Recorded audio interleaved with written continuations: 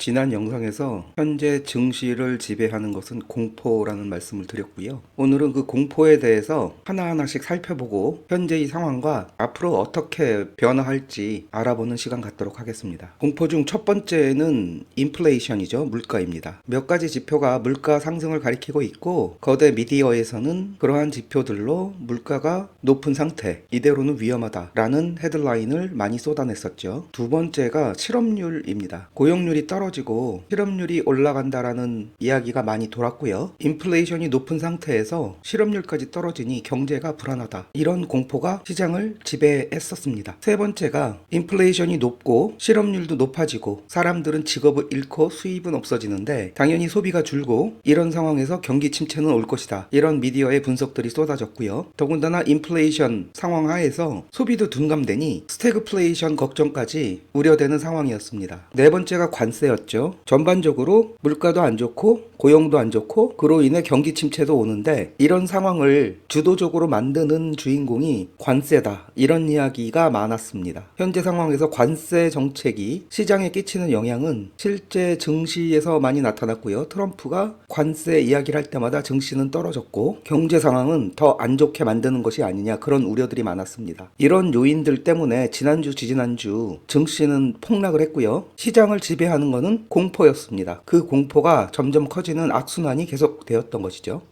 하나하나 따져보겠습니다. 첫 번째, 인플레이션, 물가 관련 지표들인데요. 증시가 계속 안 좋은 상황에서 2월 28일 날 단비와 같은 소식이 들렸죠. 그거는 PCE 지표가 발표됐었던 건데요. 예상보다 좋게 나옴으로써 시장을 어느 정도 안도시켰었습니다. 연준에서 바라보는 물가 지표 중에서 가장 중요한 게 PCE죠. 여기 보시면은 예상은 0.4%였는데 실제로 0.3% 확정치가 나왔습니다. 이 수치가 보여주는 것은 시장의 우려와는 달리 물가는 생각만큼 많이 오르고 있지 않다라는 것을 보여주는 것이었고요. 우려했던 만큼의 인플레이션으로 다가가는 모습은 아니다. 이런 안도감을 주는 수치입니다. 두 번째가 3월 12일 발표가 예정돼 있는 근원 인플레이션인데요. 전번기에는 0.4%였죠. 그런데 포캐스트는 0.3%로 낮아질 거다라고 예상을 하고 있습니다. 인플레이션이 그 수위가 낮은 방향으로 조정될 것이라고 예상을 하는 것이죠. 이것 또한 시장의 우려와는 달리 인플레이션이 점점 잦아들고 있다라는 뜻이기도 합니다. 이 수치는 근원 인플레이션이고요. 헤드라인을 보더라도 아직 발표된 것은 아닙니다. 3월 12일 예상치가 나온 것이죠. 전번기는 0.5%였던 것이 예상치가 0.3%로 나왔습니다. 인플레이션이 떨어질 거라는 예상을 하고 있는 것입니다. PCE도 그렇고 3월 12일 날 발표가 예정된 근원이나 헤드라인의 인플레이션도 그렇고 인플레이션은 낮아지는 쪽으로 움직이고 있습니다. 즉 물가와 인플레이션의 공포가 감소되고 완화되고 있는 것이죠. 두 번째는 고용과 실업 관련된 데이터인데요. 3월 7일 미국의 실업률이 발표됐죠. 전분기에는 4%였었고요. 동일하게 4%가 예상이 되었었는데 실제치는 살짝 올라서 4.1%로 확정이 되었습니다. 예상과 전분기에 비해서 실업률이 살짝 오르긴 했는데요. 그 내용을 하나하나 뜯어보면 여기 보시는 바와 같이 대부분의 숫자는 큰 변화가 없는데 유독 한 군데 눈에 띄죠. 정부 쪽의 거버먼트 페이롤이 44에서 11로 큰 폭으로 하락하였습니다. 공무원들이 정부 효율성 관련된 해고로 인한 수치로 보여지고요. 오히려 민간 부분, 특히 제조 페이롤 같은 경우는 마이너스 5였었는데 10으로 오히려 대폭 올랐습니다. 내용을 따져보니 실업률이 4.0%에서 4.1%로 오른 것은 실제로 실업이 크게 증가하지는 않았던 것이고 정부 부분의 효율화 작업으로 인한 영향을 끼친 것 같습니다. 결론적으로 실업률 또한 시장에서 우려하는 것만큼 낮아지지 않았죠. 이 그래프에서 보더라도 2025년 1월에 비해서는 조금 올라서 4.1%였으나 사실 4.1%라는 것은 작년에도 꾸준하게 유지됐던 것이고 오히려 11월이나 작년 7월, 8월보다는 낮아진 수치입니다. 다시 말씀드리지만 실업률 또한 시장의 우려만큼 심각한 상황은 아니고요. 안정적으로 유지가 되고 있다라고 생각이 됩니다. 그래서 시장을 지배하고 있던 두 번째 공포였죠. 실업에 대한 공포는 오히려 하방 쪽으로 움직이고 있다 혹은 안정이 되고 있다라고 해석할 수 있을 것 같습니다. 세 번째가 경기 침체에 대한 공포인데요. 앞에서 살펴봤듯이 물가나 인플레이션 지수는 심각하지 않습니다. 오히려 하강 곡선 쪽으로 예상이 되고 있고요. PCE는 0.4를 예상을 했으나 0.3% 확정치가 발표되었습니다. 오히려 하락했고요. 근원 인플레이션은 전분기 0.4%가 0.3%로 하락을 예상을 하고 있습니다. 이거는 확정치가 아니고요. 3월 12일 발표되는 예상치입니다. 헤드라인 인플레이션도 마찬가지입니다. 전분기 0.5%였던 것이 3월 12일 예상치는 0.3%가 발표되었습니다. 물론 3월 12일 날 이 수치대로 잘 나와주면 물가가 잘 잡히고 있고 인플레이션은 크게 걱정하지 않아도 된다라는 부분을 확실하게 해주겠지요. 잘 살펴봐야 될 부분이고요. 실업률 또한 아직 견고하다. 미국 실업률이 4%에서 4.1%로 살짝 오르기는 하였으나 그 내용을 뜯어보면 정부 페이롤이 많이 줄어든 것이 가장 큰 원인이고요. 오히려 제조업 부분의 페이롤은 큰 폭으로 상승을 했죠. 그리고 가장 중요한 것이 비농업 부분 페이롤이 나왔는데 125K에서 151K로 큰 폭으로 상승을 했습니다. 이게 금요일 날 나왔던 지표죠. 이 표를 다시 보시면 가장 중요하다라고 인정이 되는 non-farm 페이롤입니다. 비농업 부분이죠. 3월 7일 날 발표가 됐었는데 전분기에는 125K였는데 예상은 150K였습니다. 그런데 오히려 예상보다 더 좋은 숫자가 나왔죠. 151K. 이 수치가 나옴으로써 시장에서는 결정적으로 고용이 잘 유지되고 있고 실업률에 대해서 많이 안심을 하는 분위기였습니다. 이 덕분에 금요일 주식시장이 반등한 이유 중에 가장 큰 원인이 이 부분이었죠. 지난 영상에서도 말씀드렸지만 GDP 나우 숫자가 일시적으로 급강하였습니다. 하지만 이것도 잘 뜯어보면은 관세가 적용되기 전에 수입 물량을 엄청나게 늘렸기 때문에 순수출이 마이너스로 갔던 것이 가장 큰 이유였고요. 단기적으로 GDP 나우의 수치를 마이너스로 만들었다고 생각을 하고요. 그 일시적인 수입 부분을 제외하면 GDP 나우도 2%가 조금 안 되는 1.9%에서 머무르는 것을 저희가 확인을 했었습니다. 이 그래프는 미 국채 10년물 그래프인데요. 보시다시피 10년물 국채가 4.1%까지 떨어졌다 4.3%로 상승을 하였습니다. 현재 상황에서는요. 경기 침체가 우려가 되면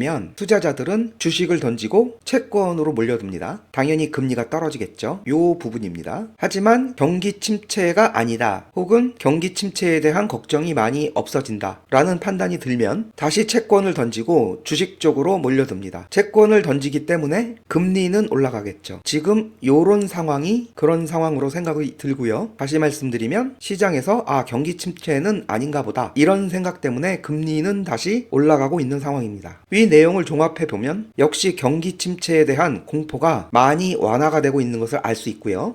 이번에는 관세에 대해서 한번 알아보겠습니다. 트럼프 정부가 가지고 있는 관세에 대한 기본 아이디어는 이렇습니다. 현재 미국 재정 적자가 36조 달러가 넘어서고 있죠. 이 재정 적자를 관세로 해결하겠다라는 그런 마인드고요. 하지만 관세는 워런 버핏이 이야기했듯이 결국은 수입세, 세금입니다. 기업들이 관세를 먼저 내겠지만 자신의 이익을 손해보면서까지 소비자한테 전가하지 않을 리가 없죠. 당연히 가격은 올라갈 것이고요. 그렇게 되면은 소비자는 소비를 줄입니다. 물가가 올라가는 상황에서 소비가 둔화되면 경기 침체가 찾아오겠죠. 경기 침체가 지속이 되면 정부는 어떻게 합니까? 경기를 부양해야겠죠. 경기를 부양하기 위해서는 돈을 풀어야 될 테니 채권을 더 발행할 것이고 재정 적자는 더 나빠질 것입니다. 이런 악순환이 반복될 것이다라는 것이 사실은 일반적인 상식입니다. 기본적으로는 관세는 재정 적자 감소를 위한 솔루션이 아니다라는 것이 일반적인 의견이고요. 그럼 결국은 뭐냐? 미 행정부가 그것을 모를 리는 없을 것이고 아마도 다른 뜻이 있을 것이라고 추측이 가능합니다. 결국 관세라는 것을 활용해서 미국이 원하는 다른 것을 다른 나라로부터 원하는 것이 목적일 것이고요. 관세는 그 수단으로 적극 활용하겠다는 생각일지도 모릅니다. 또한 저희가 살펴봐야 될 것은 이 트럼프의 본질인데요. 트럼프가 과연 사명감이 가득 차 넘치는 공명심에 가득 찬 정치가인가? 아무리 생각해도 제 개인적으로 그런 인물은 아닌 것 같습니다. 물론 제 개인적인 생각입니다. 기본적으로 트럼프는 비즈니스맨이고 좀 쌈직하게 표현을 하면 장사꾼이죠. 이익을 추구하는 본능이 있습니다. 과거에도 그랬듯이 결국 주식시장을 버리지는 못할 것이고요. 주가가 가장 중요한 것으로 마음속에는 있을지도 모릅니다.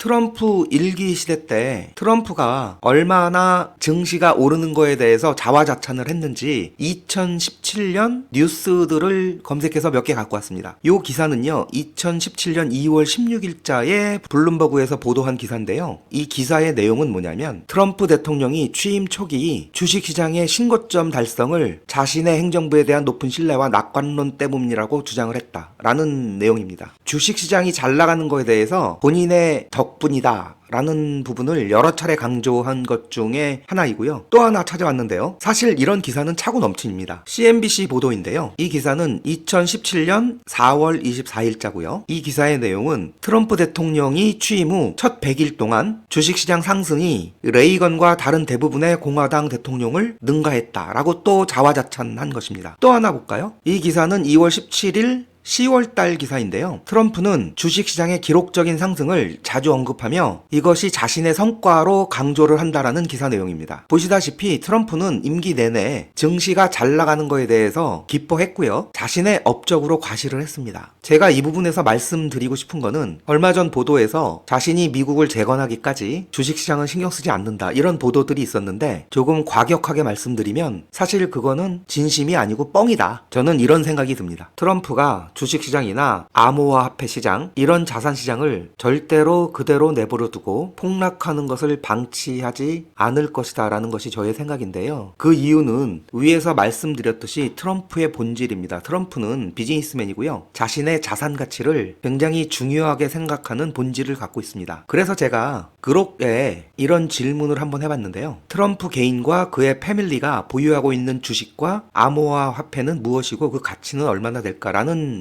질문을 던졌습니다. 그러곤 일단 단서를 달았는데요. 2025년 3월 8일 기준으로 도널드 트럼프 개인이나 트럼프 패밀리가 보유하고 있는 주식과 암호화폐에 대한 정확한 정보는 공개된 자료에 따라 제한적이고 일부는 추정치에 의존해야 합니다. 아래는 사용 가능한 최신 정보와 검색 결과를 종합하여 정리한 내용입니다. 단, 이 정보는 온라인 데이터, 언론 보도, X 게시물 등을 기반으로 완전한 공개 자료가 없으므로 일부 불확실성이 존재할 수 있습니다. 라는 단서를 달았고요. 그 결과치를 보여줬는데 우선 트럼프 개인은 주식을 TMTG, 이거는 트럼프 개인 회사죠. 트럼프 미디어 테크놀로지, 트루스 소셜을 보유하고 있는 회사입니다. 이 주식을 약 45억 8천만 달러나 갖고 있다고 합니다. 한국 돈으로는 6조 5천억 원이죠. 어마어마합니다. 또한 암호화폐는 이더리움을 주로 갖고 있는데 600만 달러를 넘게 갖고 있다고 합니다. 그래서 트럼프 개인이 갖고 있는 주식과 암호화폐의 총합은 약 46억 4천만 달러를 갖고 있다고 합니다. 한국 돈으로 치면 6조 5천억 원이나 되죠. 여기서 끝이 아니라 트럼프 패밀리도 어마어마한 자산을 갖고 있는데요. 트럼프 패밀리는 월드 리버티 파이낸셜이라는 디파이를 통해서 암호화폐를 다수 보유하고 있는 걸로 알려져 있죠. 물론 트럼프 패밀리가 만든 트럼프 밈 주식, 달러 트럼프라는 것도 갖고 있습니다. 한번 살펴보면 암호화폐는 약 120억 달러의 재산을 갖고 있다고 합니다. 이는 17조 4천억 원이라는 숫자에 해당되고요. 주식은 명확한 데이터 부족으로 추정이 불가하다고 합니다. 기관도 아니고 SEC에 보고할 의무가 없기 때문에 데이터를 공개할 필요가 없겠죠. 하지만 주식도 많은 수량을 보유하고 있을 거라고 추정이 되고요. 단 그록은 데이터를 찾지 못했다라고 이야기를 합니다. 여하튼 트럼프 패밀리가 보유하고 있는 총합은 최소 120달러가 넘는다고 합니다. 17조 원이 넘죠. 트럼프 개인과 트럼프 패밀리가 주식과 가상화폐를 이 정도 수준으로 보유하고 있습니다. 이런 자산의 하락을 신경 쓰지 않는다라는 것은 넌센스일 확률이 높고요. 트럼프의 본질을 생각하면 더더욱 그렇습니다. 관세 망치를 휘두름에 따라 주식시장이나 암호화폐 시장이 하락되는 것에 대해서 트럼프 자신도 신경을 많이 쓸 것이고 속도 조절이라는 것을 분명히 할 것이다 라는 생각 때문에 말씀을 드리는 것입니다. 또한 시장도 관세에 대한 민감도가 점차 둔화되고 있는 것이 보여지고요. 그 몇 가지 예가 금요일에 나왔죠. 지난 금요일 날 캐나다 관세를 다시 유예하겠다라고 변덕을 부렸을 때 이번에도 증시는 기술적 반등을 하나라고 생각을 했지만 사실은 아니었습니다. 오히려 트럼프 변덕으로 인해서 불확실성이 증가했죠. 그 덕분에 주식은 더 하락했습니다. 트럼프의 관세에 대한 언급이 시장을 움직였다기보다는 불확실성이 시장을 움직인 결과이고요. 오히려 시장을 올린 건 비농업 부분의 고용지수가 잘 나왔던 거하고 파월이 지금은 경기 침체가 아니고 그런 이유로 금리 인하에 신중하겠다라는 발언을 했기 때문에 시장이 반등을 했던 것입니다. 또 하나 관세에 대한 언급이 있었죠. 그거는 이제 캐나다 유제품이나 목제품에 250% 관세를 추가하겠다라고 발표를 했는데 사실 시장은 무덤덤했습니다. 시장이 관세에 대한 민감도를 예전같이 높게 받아들이는 것이 아니라 서서히 적응하는 중이라고 볼 수 있는 부분이죠. 종합해보면 트럼프도 관세라는 부분이 증시에 악영향을 끼치는 거에 대해서 나몰라라 하지는 않을 것으로 생각을 하고요. 시장 자체도 서두에서 말씀드렸듯이 여기 보이는 네 가지 공포, 인플레이션, 실업, 경기 침체, 관세 이런 것들이 점차적으로 완화되거나 감소돼서 적응을 하는 중이고요. 여기서 희망 회로를 잠깐 돌리면 4대 공포 때문에 시장이 많이 하락을 했죠. 서서히 이 4대 공포가 줄어들거나 감소가 되면 시장은 어떻게 반응할까요? 저는 개인적으로 증시의 반등을 기대해 보겠습니다. 오늘의 요약은 여기까지입니다. 구독과 좋아요 부탁드리고요. 좋은 하루 보내시고 다음에 또 뵙겠습니다.